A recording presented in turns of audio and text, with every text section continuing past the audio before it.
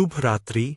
अपनी आंखें धीरे से बंद कीजिए, गहरी सांस लीजिए और धीरे से छोड़ दीजिए सारा तनाव, सारा शोर।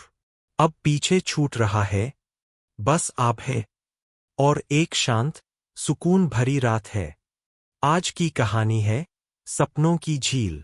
बहुत समय पहले एक छोटे से गांव के पास एक झील थी। वो कोई साधारण झील नहीं थी। लोग उसे सपनों की झील कहते थे, क्योंकि कहा जाता था जिसे भी नींद नहीं आती, अगर वो झील के किनारे बैठ जाए तो धीरे धीरे उसकी पलकों पर नींद उतर आती। उस झील का पानी हमेशा शांत रहता, जैसे उसमें आसमान का नीला रंग घुल गया हो। झील के चारों ओर ऊंचे ऊंचे पेड़ थे, जो हवा के साथ धीरे धीरे हिलते रहते और उनकी पत्तियों से बहुत हल्की, बहुत मधुर सरसराहट निकलती।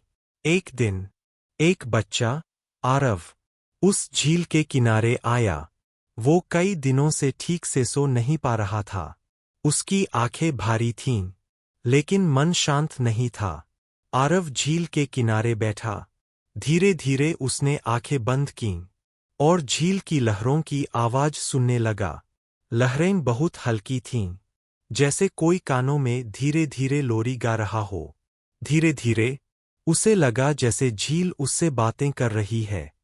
झील बोली, डरो मत आरव, बस सांस लो धीरे धीरे और मेरे पानी की शांति को अपने दिल में भर लो।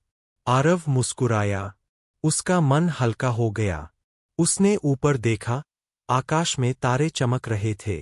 एक तारा जरा ज्यादा चमक रहा था, जैसे वो तारा सिर्फ उसी को देख रहा हो। उस तारे की रोशनी झील के पानी में पड़ रही थी। पानी पर हल्की हल्की लहरें थीं, जैसे नींद की छोटी छोटी नावें तैर रही हों। आरव ने सोचा, शायद यही वो नाव है जो मुझे सपनों की दुनिया में ले जाएगी। धीरे धीरे उसकी सांसें गहरी होती गईं। उसका शरीर हल्का हो गया। उसके चेहरे पर एक सुकून भरी मुस्कान थी। कुछ ही देर में वो सपनों की दुनिया में चला गया, जहां सब कुछ शांत था, सुकून था और नींद थी। सपनों की झील अब भी वही है, शांत, स्थिर, बस इंतजार करती है कि कोई और आए, बैठे, सुने और मीठी नींद में खो जाए।